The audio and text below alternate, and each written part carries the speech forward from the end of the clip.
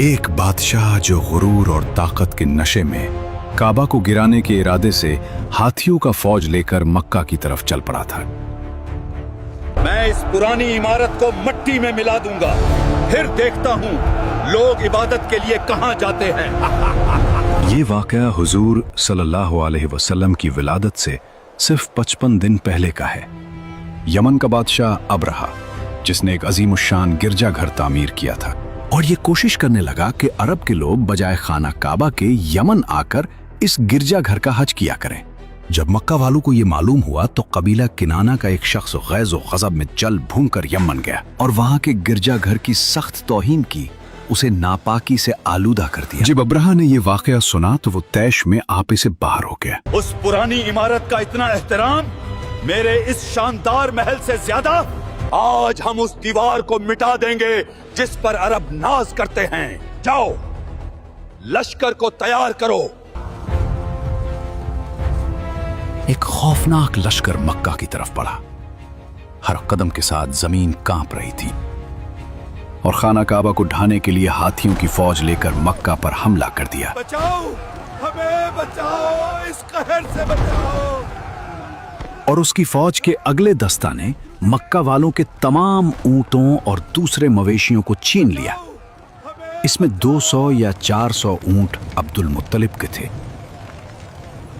आका, अब हम कैसे ऊंट वापस लाएंगे? आप फिक्र मत करो। अब्दुल मुत्तलिब को इस वाकया से बड़ा रंज पहुंचा।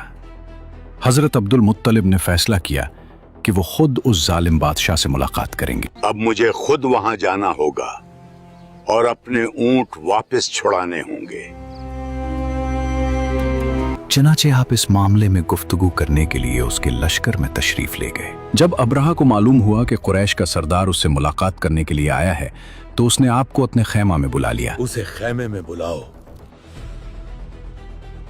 और जब अब्दुल मुत्तलिब को देखा कि एक बुलंद कामत, रौबदार और निहायत ही हसीन और जमील आदमी है, जिनकी पेशानी पर नूर नबुव्वत का जाहो जलाल चमक रहा है, तो सूरत देखते ही अबरहा मरूब हो गया और बेइख्तियार तख्ते शाही से उतरकर आपकी ताज़ीम व तकरीम के लिए खड़ा हो गया और अपने बराबर बिठाकर दरियाफ्त किया कि कैसे सरदार कुरैश, यहाँ आपकी तशरीफ आवरी का क्या मकसद है? अब्दुल मुत्तलिब ने जवाब दिया, मैं यहाँ आपसे जंग करने नहीं आया हूँ। हमारे ऊंट और बकरियां जो आपके लश्कर के सिपाही हाँक आए हैं, और आप उन सब मवेशियों को हमारे हवाले कर दीजिए।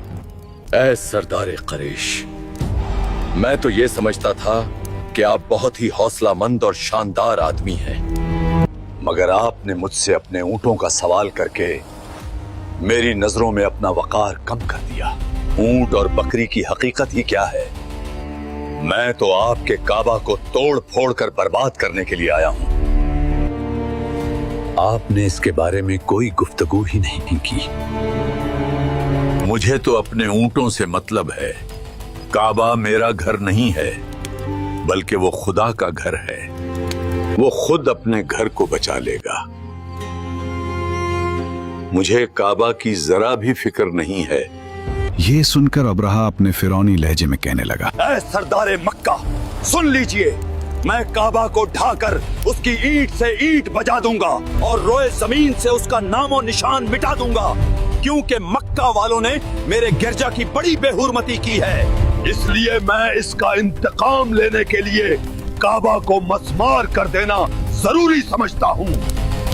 फिर आप जाने और खुदा जाने, मैं आपसे सिफारिश करने वाला कौन?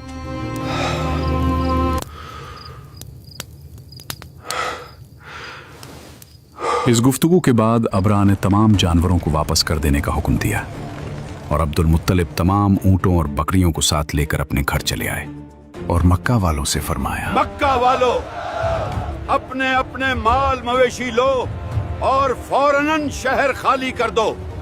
इस जालिम का लश्कर किसी भी वक्त पहुंचने वाला है। मेरे साथ पहाड़ों की चोटियों पर चढ़ जाओ। हम उसके हाथियों का मुकाबला नहीं कर सकते, मगर याद रखो, हमारा रब सब देख रहा है। मक्का, जो हर वक्त रौनकों से भरा रहता था, आज वहां एक अजीब सा सन्नाटा छा गया था।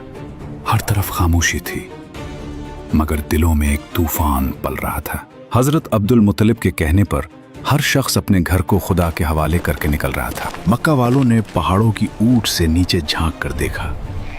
वहां उनका शहर खाली पड़ा था और सामने से मौत का एक लश्कर बढ़ता चला आ रहा था। माओ ने अपने बच्चों के मुंह पर हाथ रख दिए ताकि उनके रोने की आवाज दुश्मन तक न पहुंचे। बेटा, खामोश रहो, हम बेबस हैं, मगर वो ऊपर वाला सब देख रहा है।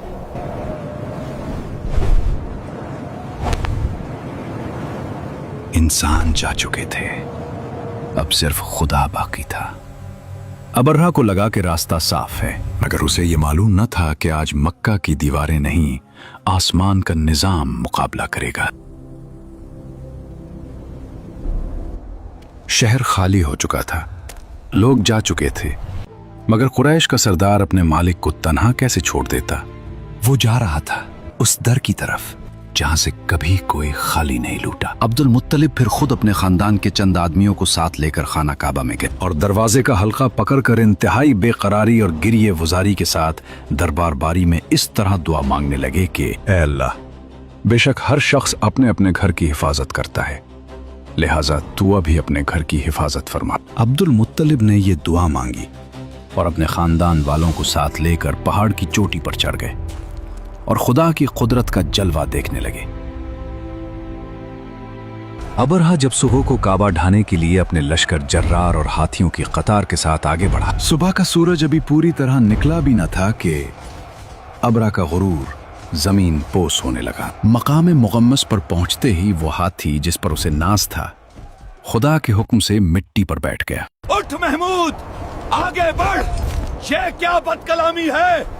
इस जानवर को लोहे की सिलाखों से मारो।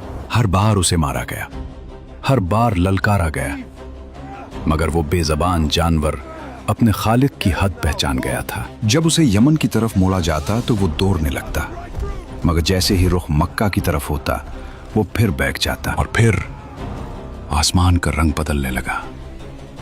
समंदर की जानिब से नन्हे नन्हे परिंदों के झंड नमूदार हुए। उनकी चोंचों और पंजों में 3-3 नन्ही कंकरियां थीं, जो देखने में मामूली थीं, मगर उन पर कहरे इलाही की मोहर लगी थी।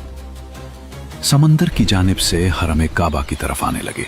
अबाबीलों के इन दिल बादल लश्करों ने अबरहा की फौजों पर इस जोर शोर से संगबारी शुरू कर दी कि आन की आन में अबरहा के लश्कर और उसके हाथियों के पर खच्चे उड़ गए। अबाबीलों की संगबाजी खुदावंद क़हार और जब्बार के कहर और गजब की ऐसी मार थी कि जब कोई कंकरी किसी फील सवार के सर पर पड़ती थी तो वो उस आदमी के बदन को छींटती हुई हाथी के बदन से पार हो जाती थी। ये क्या हो रहा है? मेरे हाथ पिघल रहे हैं, भागो, खुदा का अज़ब आ गया। अबरहा की फौज का एक आदमी भी जिंदा नहीं बचा और सबके सब अबरहा और उसके हाथियों समेत इस तरह हलाक और बर्बाद हो गए कि उनके जिस्मों की बोटियां टुकड़े टुकड़े होकर जमीन पर बिखर गईं।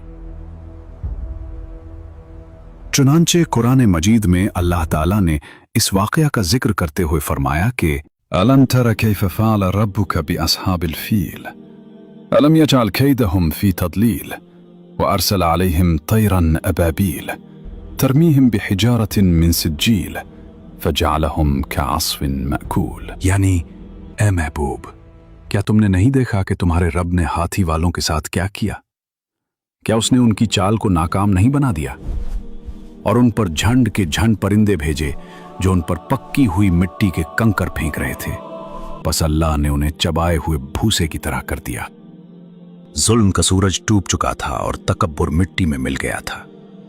वो घर जिसे दुनिया तन्हा समझ रही थी, आज उसके मालिक ने उसे कयामत तक के लिए सरबुलंद कर दिया था।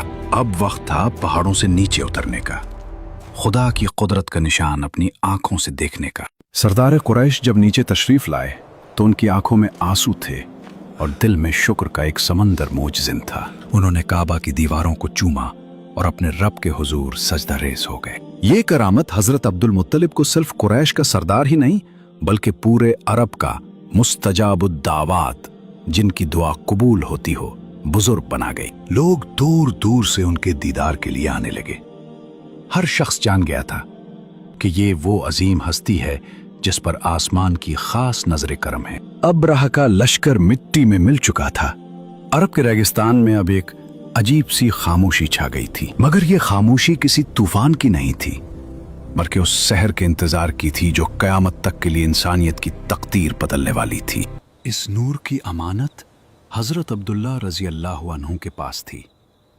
वो अब्दुल्ला जो कुरैश के सबसे लाडले और हसीन नौजवान थे, चूंकि उनकी पेशानी में नूरे मोहम्मदी अपनी पूरी शान और शौकत के साथ जलवागर था।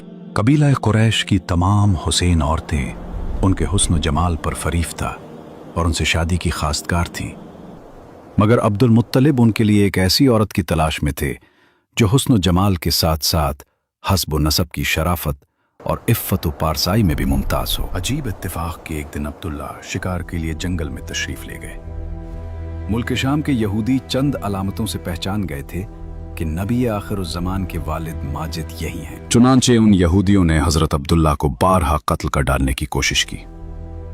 इस मर्तबा भी यहूदियों की एक बहुत बड़ी जमात तैयार होकर इस नीयत से जंगल में गई कि अब्दुल्ला को तन्हाई में धोखे से कत्ल कर दिया जाए, मगर अल्लाह ताला की हिफाजत ने इस मर्तबा भी अपने फजल करम से बचा लिया। आलम गैब से चंद ऐसे सवार नागहा नमूदार हुए जो इस दुनिया के लोगों से कोई मुशाबहत ही नहीं रखते थे।